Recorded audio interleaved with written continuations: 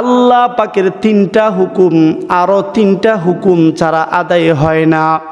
মানে 3টা হুকুমের উপরে নির্ভরশীল। 1 নম্বরে আল্লাহ তাআলার হুকুম ওয়া আকিমুস সালাতা ওয়া আতুজ যাকাত। কোনো ব্যক্তি যদি নামাজ পড়ে কিন্তু যাকাত দেয় না, তাহলে তার নামাজ আল্লাহর দরবারে কবুল হয় না।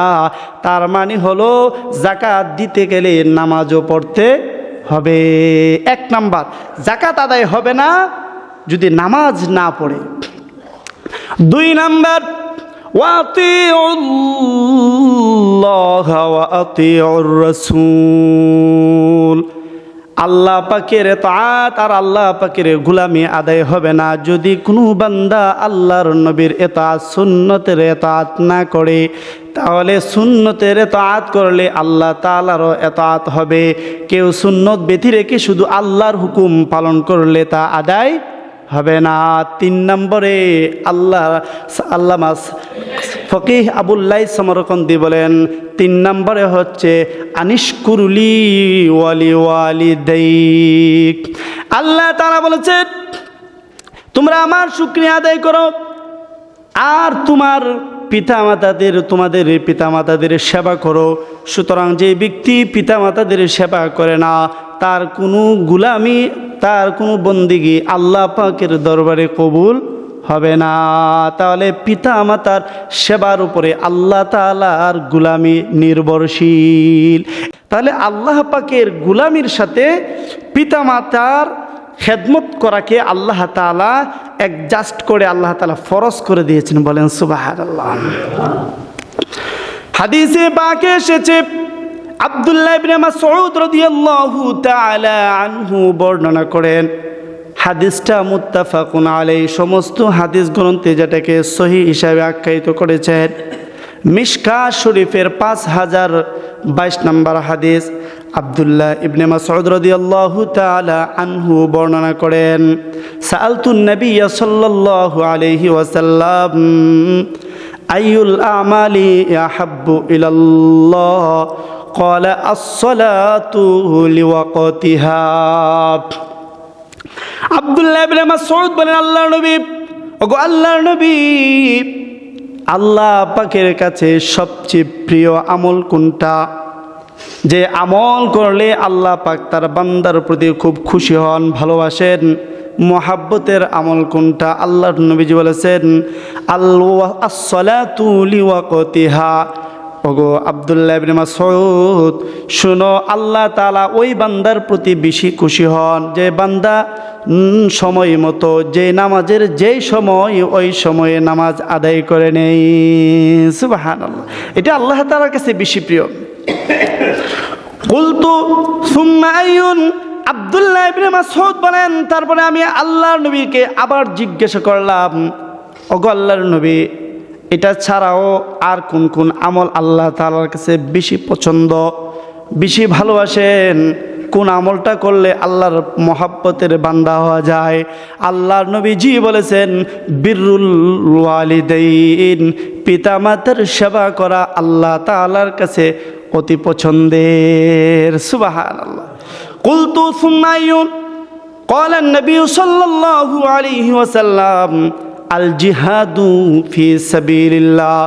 আল্লাহর নবীজির সাহাবা ইবনে মাসউদ বলেন, তারপরে আমি জিজ্ঞেস করলাম, ওগো আল্লাহর নবী, তারপরে আল্লাহ তাআলার পছন্দের আমল আরও একটা বর্ণনা করেন। আল্লাহর নবীজি বলেছেন আল্লাহর রাস্তায় জিহাদ করা আল্লাহ তাআলার কাছে অতি পছন্দের আমল। সুবহানাল্লাহ, মুহাব্বতের আমল। তাহলে আল্লাহ তাআলার গোলামি করা যেমনভাবে তার বান্দার উপরে আল্লাহ তাআলা ফরজ করে দিয়েছেন, তদ্রূপ সন্তানকে তার পিতামাতার সেবা করা, সন্তানের উপরে আল্লাহ তাআলা ফরজ করে দিয়েছেন। সুবহানাল্লাহ। ফকিহ আবুল্লাহ সমরকন্দি রাহিমাহুল্লাহু তাআলা, ওনার একটা কিতাব আছে তামবিহুল গাফিলিন। ওই কিতাবের মধ্যে তিনি বলেছেন আল্লাহ পাকের 3টা হুকুম আরো 3টা হুকুম ছাড়া আদায় হয় না। মানে তিনটা হুকুমের উপরে নির্ভরশীল। এক নম্বরে আল্লাহ তাআলার হুকুম, ওয়া আকিমুস সালাতা ওয়া আতুজ যাকাত। কোনো ব্যক্তি যদি নামাজ পড়ে কিন্তু যাকাত দেয় না, তাহলে তার নামাজ আল্লাহর দরবারে কবুল হয় না। তার মানে হলো যাকাত দিতে গেলে নামাজও পড়তে হবে। এক নাম্বার, যাকাত আদায় হবে না যদি নামাজ না পড়ে। দুই নাম্বার, ওয়াতিউল্লাহ ওয়া আতিউর রাসূল। আল্লাহ পাকের ইতাআত আর আল্লাহ পাকের গোলামি আদায় হবে না যদি কোনো বান্দা আল্লাহর নবীর ইতাআত, সুন্নতের ইতাআত না করে। তাহলে সুন্নতের ইতাআত করলে আল্লাহ তাআলারও ইতাআত হবে। কেউ সুন্নত ব্যতি রেখে শুধু আল্লাহর হুকুম পালন করলে তা আদায় হবে না। তিন নম্বরে আল্লামা ফকিহ আবুল্লাহ সমরকন্দি বলেন, তিন নম্বরে হচ্ছে আনিশকুরুলি ওয়ালি ওয়ালিদাইক। আল্লাহ তাআলা বলেছেন, তোমরা আমার শুকরিয়া আদায় করো আর তোমাদের পিতামাতাদের সেবা করো। সুতরাং যে ব্যক্তি পিতামাতাদের সেবা করে না, তার কোনো গুলামি, তার কোনো বন্দিগি আল্লাহ পাকের দরবারে কবুল হবে না। তাহলে পিতামাতার সেবার উপরে আল্লাহ তাআলার গুলামি নির্ভরশীল। এজন্য আল্লাহ তাআলা সূরাত বনী ইসরাঈলে আল্লাহ তাআলার গুলামির সাথে সাথে পিতামাতার সেবার কথা আল্লাহ তাআলা অ্যাডজাস্ট করে দিয়েছেন, যে আল্লাহ পাকের গুলামি যেমনভাবে তোমাদের উপরে ফরজ, পিতামাতার সেবা করা তোমাদের উপরে ফরজ। তাফসীরের কিতাবের মধ্যে লেখে, কেউ যদি পিতামাতার খেদমত না করে শুধু আল্লাহ পাকের গুলামি করে, তাহলে তার গুলামি আল্লাহর দরবারে এই জন্য কবুল হয় না। কারণ পিতামাতার নাফরমানির কারণে আর বদদুয়ার কারণে ওই সন্তানের মূল কেটে যায়, আসল কেটে যায়, গুড়া কেটে যায়। বলেন নাউজুবিল্লাহ। ওই কথাটা আল্লাহর নবীজিও বলেছেন। মিশকা শরীফের 4703 নম্বর হাদিস, আল্লাহর নবীজি বলেছেন, আর রহিমু সাজানাতুম মিনার রহমান, ফামান ওয়াসালাকি ওয়াসালতুহু ওয়ামান কাতাআকি কাতাআতুহু। আল্লাহর নবীজি বলেছেন, পিতামাতার সাথে সুসম্পর্ক বজায় রাখা, তার মানে হচ্ছে আর রহিম। আর রহিমের অর্থ হচ্ছে আত্মীয়তা, পিতামাতার সাথে সুসম্পর্ক বজায় রাখা। আল্লাহ নবীজি বলেন, আর রহিম তথা আত্মীয়তা, পিতামাতা তাদের সাথে সুসম্পর্ক বজায় রাখা, এই শব্দটা রহমান নামক শব্দ থেকে উদ্ভিদ, এটা সেখান থেকে বাইর হয়েছে। তাই আল্লাহ তাআলা বলেছেন, যেই ব্যক্তির ভিতরে পিতামাতার সাথে সুসম্পর্ক নাই, তার সাথে আমি সুসম্পর্ক রাখি না। যে ব্যক্তি পিতামাতার সাথে সুসম্পর্ক রাখে, আমি রহমান তার সাথে সুসম্পর্ক বজায় রাখি। সুবহানাল্লাহ।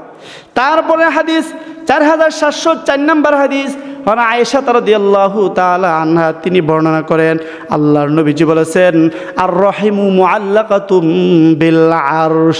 রহিম তথা আত্মীয়তার সাথে সুসম্পর্ক রাখা, পিতামাতার সাথে সুসম্পর্ক বজায় রাখা, এই সিফতটা আল্লাহর আরশে লটকানো আছে। তাকুলু মান ওয়াসালানি ওয়াসালাহুল্লাহ ওয়া মান কাতাআনি কাতাআহুল্লাহ।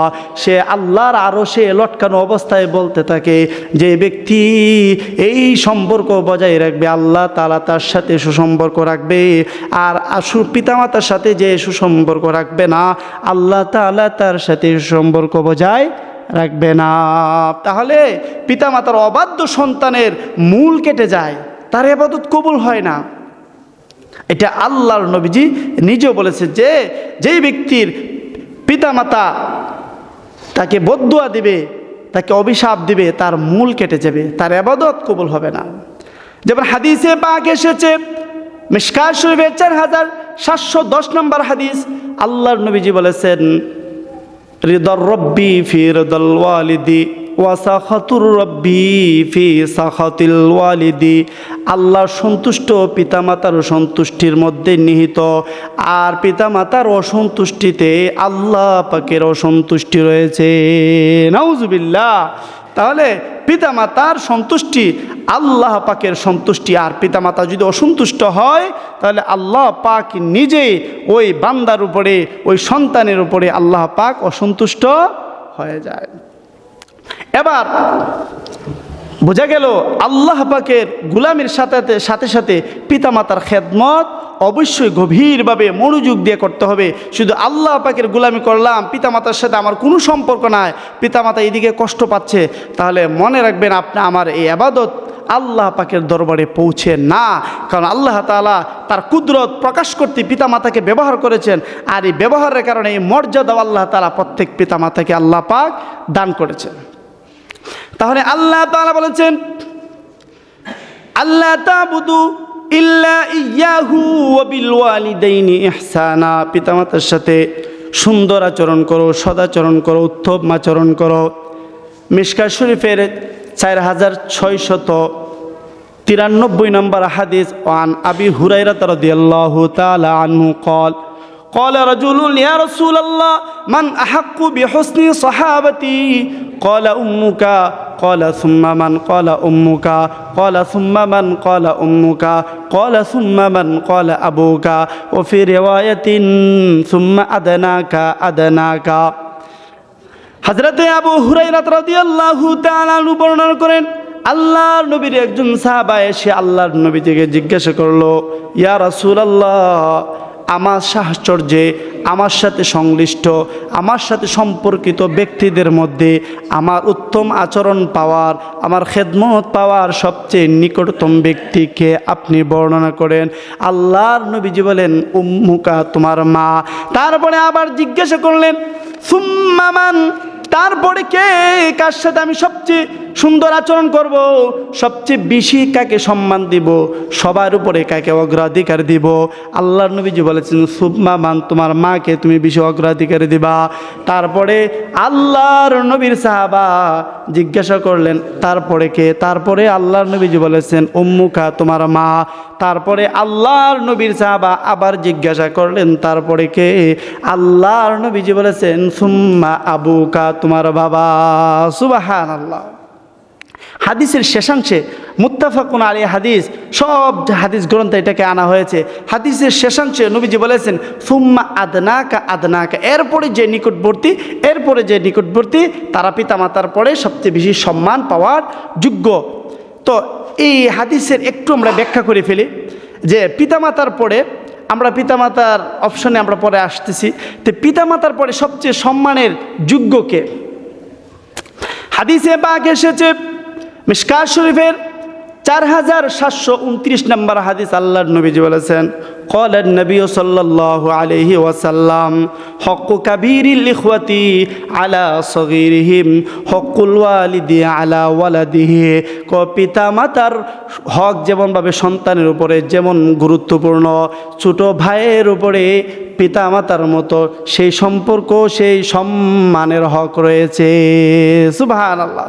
পিতা মাতার হক যেমনভাবে সন্তানের উপরে ফরজ, পিতা মাতার পরে প্রত্যেক ছোট ভাইয়ের উপরে তার বড় ভাইয়ের হক রয়েছে।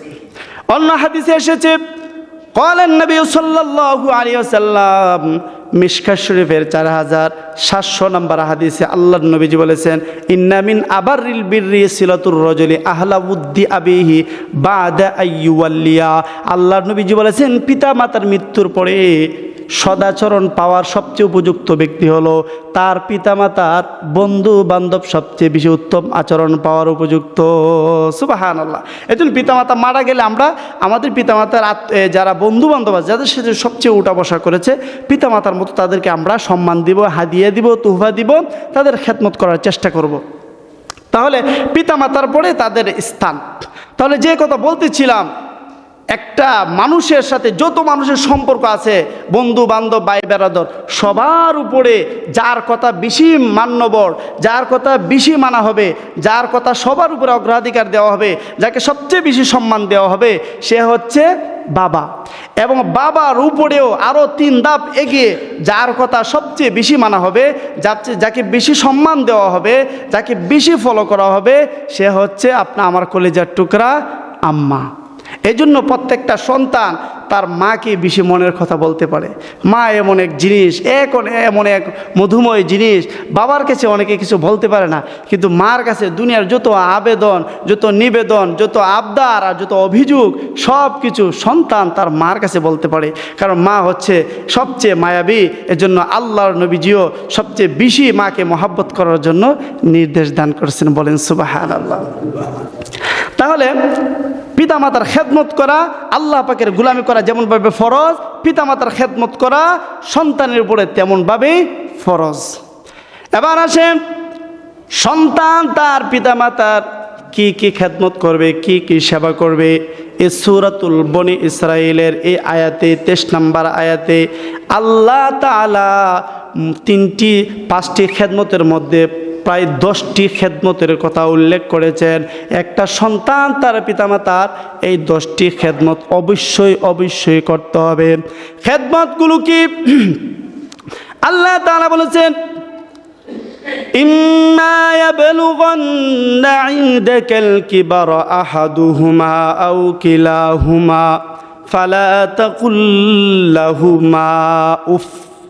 আল্লাহ তাআলা বলেছেন, ও দুনিয়ার সন্তানেরা শুনো, তোমাদের পিতামাতা যখন বার্ধক্যে উপনীত হবে, যখন একটা বয়স তার একবার জীর্ণ শীর্ণ বয়স হয়ে যাবে, তখন তোমাদের পিতামাতার প্রতি খুব খেয়াল রাখো।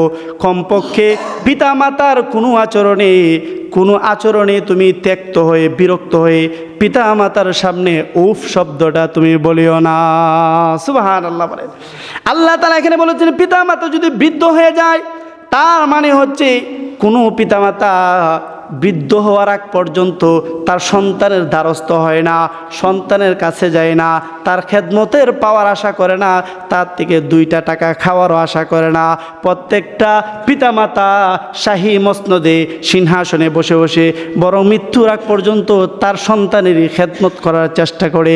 সে কোনোদিন তার সন্তানের খেদমত পাওয়ার কোনো আশা করে না। কিন্তু আল্লাহ তাআলা বলেছেন, কোনো এক সময় যদি তোমার পিতামাতা সমস্ত কাজকর্ম থেকে হাত গুটিয়ে নেয়, কেউ তারে কাজ দেয় না, চাকরি করার শক্তি নাই, হাঁটতে পারে না, কোনো কিছু করতে পারে না, ওই সময়টাতে পিতামাতাকে তুমি উফ শব্দটাও বলিও না। তাফসীরের কিতাবের মধ্যে লেখে, একটা সন্তান কর্তৃক পিতামাতার প্রতি বিরক্তির সবচেয়ে নিম্ন স্তরের একটা আচরণ হচ্ছে উফ বলা। তার মানে হলো পিতামাতার কোনো আচরণে, কোনো কথায়, কোনো ব্যবহারে, তার কোনো দৃশ্যে, তার কোনো বাচন ভঙ্গিতে তুমি উফ বলিও না।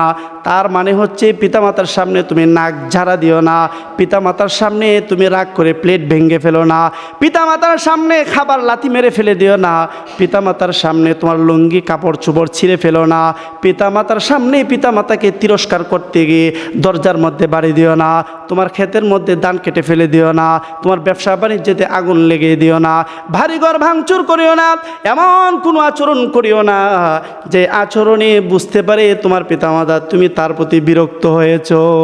সুবহানাল্লাহ বলে। আল্লাহ কত মর্যাদা বাড়িয়ে দিয়েছেন, কোনো শব্দ বলার কি নাই, সুযোগ নাই। 1 নাম্বার গেল হক, যে পিতামাতা যা কিছু করুক না কেন উফ শব্দটা বলতে পারবে না। কারণ পিতামাতা এমন একটা বয়সে তোমার সামনে উপস্থিত হয়েছে যে সময় তারা নিজের উপর চলার কোনো ক্ষমতা রাখে না। কোনো পিতামাতা যতক্ষণ তার উপরে চলতে পারে কোনো ছেলের দ্বারস্থ হয় না। 2 নম্বরে আল্লাহ তাআলা বলেছেন, ওয়ালা তানহারহুমা, তুমি তোমার পিতামাতাকে ধমক দিও না। আল্লাহর নবীজি বলেছেন, পিতামাতাকে ধমক দিও না, পিতামাতাকে গালি দিও না, পিতামাতাকে তিরস্কার করিও না। পিতামাতার কোনো আচরণে, কোনো কাজে যদি ভুল ত্রুটি ধরা পড়ে, কোনো কাজে যদি ধীরস্থিরতা ধরা পড়ে, অথবা তাড়াহুড়া ধরা পড়ে, অথবা উল্টা পাল্টা ধরা পড়ে, খবরদার পিতামাতাকে ধমক দিও না।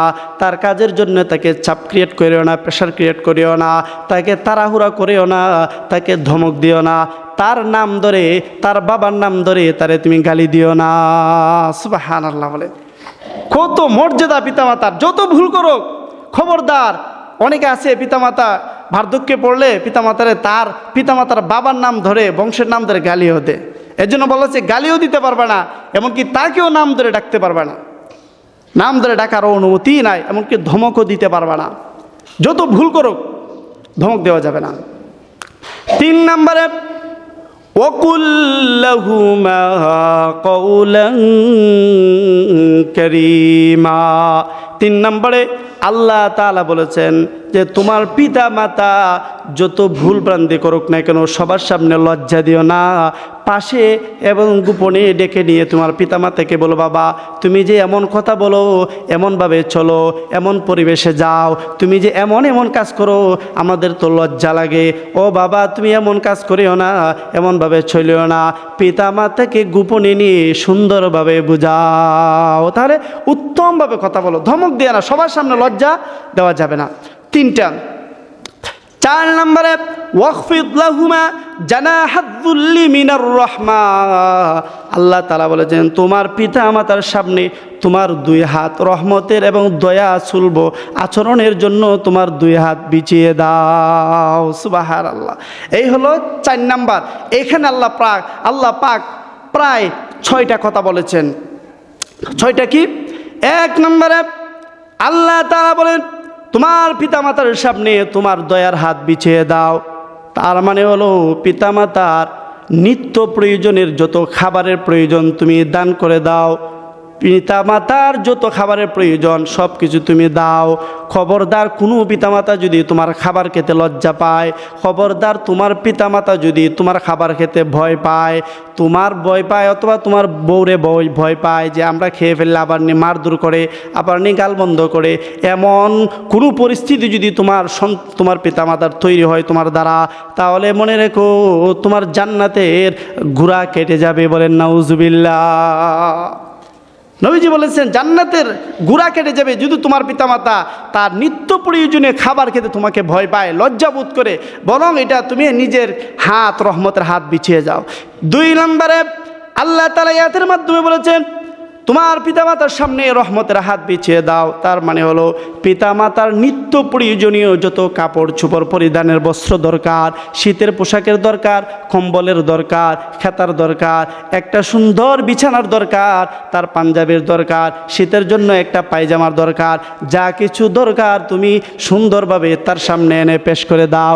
যদি তোমার পিতামাতা যদি এগুলো সংগ্রহ করতে তোমার কাছে বলতে ভয় পায়, যদি এগুলো নিতে ভয় পায়, যদি কারো দোকান থেকে আনতে ভয় পায় তোমার নামে, তাহলে মনে রেখো তোমার জান্নাতের গোড়া কেটে যাবে।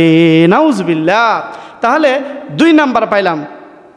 3 নম্বরে আল্লাহ তাআলা বলেছেন ওয়াখফিদ লাহুমা জানাহাযুল্লি মিনার রাহমা, তোমার রহমতের হাত, তোমার দয়ার হাত তাদের সামনে বিছিয়ে দাও। তার মানে হলো পিতা মাতা যদি তোমাকে ডাক দেয় আর তুমি যদি কোনো ফরজ এবাদতে না থাকো, তুমি যদি নফল এবাদতে থাকো, নফল সুন্নত পড়তেছো অথবা কোরআন তেলাওয়াত করতেছো, যে কোনো নফল এবাদতে থাকো না কেন, পিতা মাতা ডাক দেওয়ার সাথে সাথেই তোমাকে সাড়া দিতে হবে। বাবা আমি হাজির, তুমি কি বলবা? বাবা তুমি আমাকে বলো। বিনয়ের সাথে বাবার সামনে উপস্থিত হয়ে যাইতে হবে। 3 নাম্বার গেল। 4 নম্বরে আয়াতের মাধ্যমে আল্লাহ তাআলা বলেন পিতামাতা যদি কোনো নির্দেশ দেয়, বৈধ নির্দেশ যদি আল্লাহ পিতামাতা যদি দান করে, যদি নির্দেশ দেয়, তাহলে বউয়ের কথা নয় বরং পিতামাতার কথাকে অগ্রাধিকার দিয়ে এই কথাকে বাস্তবায়ন করা সন্তানের উপরে ফরজ। সুবহানাল্লাহ। এই মর্যাদা আল্লাহ পাক পিতাকে দান করেছেন। এজন্য হাদিসে পাকে এসেছে কয়েকটা ঘটনা যে স্ত্রীর কথাকে অগ্রাধিকার দিতে গিয়ে মাকে হে প্রতিপন্ন করেছে। পরে এই ঘটনা ইনশাল্লাহ সামনে আসবে। তাহলে আমরা 4টা পেলাম যে পিতামাতার সামনে এই সমস্ত আচরণ করতে হবে। 5 নম্বরে তাফসীরের কিতাবের মধ্যে লেখে কোনো সন্তান তার পিতা মাতার সামনে হাঁটতে পারবে না, সামনে কথা বলতে পারবে না, পিতামাতার আগে আগে কথা বলতে পারবে না, আর পিতামাতার হাঁটার সময় সামনে হাঁটতে পারবে না, বরং পিছনে পিছনে হাঁটবে। পিতামাতার সামনে নিজের দয়া সুলভ আচরণ তার সামনে দেখাইতে হবে। এই আচরণটা অবশ্যই আমাদেরকে দেখাইতে হবে। পিতামাতার সামনে হাঁটা যাবে না। হ্যাঁ, যদি রাস্তা না চিনে অথবা মা আছে কথার কথা এমনিতে সামনে যাওয়া লাগে, এই সমস্ত কারণে যাওয়া, কিন্তু সাধারণত পিতামাতার সামনে না হাঁটা, ওনাদেরকে সবসময় সামনে বাড়িয়ে দেওয়া। এই সম্মানটুকু ওয়াখফিদ লাহুমা জানাহাযুল্লি মিনার রাহমা, তোমার এই দয়ার হাত পিতামাতার সামনে তুমি বিছিয়ে দাও। এইটা কমপক্ষে পিতামাতাকে আমরা করতে হবে। পিতামাতা যেখানে আছে এখানে আমার আর কোনো কথা চলবে না। কিন্তু আমরা তো পিতামাতার উপরে অনেক উচ্চ আওয়াজে কথা বলি। আল্লাহ কোরআনের মধ্যে নিষেধ করছেন যে তোমাদের নবীদের উপরে তোমরা উচ্চ সুরে কথা বলিও না।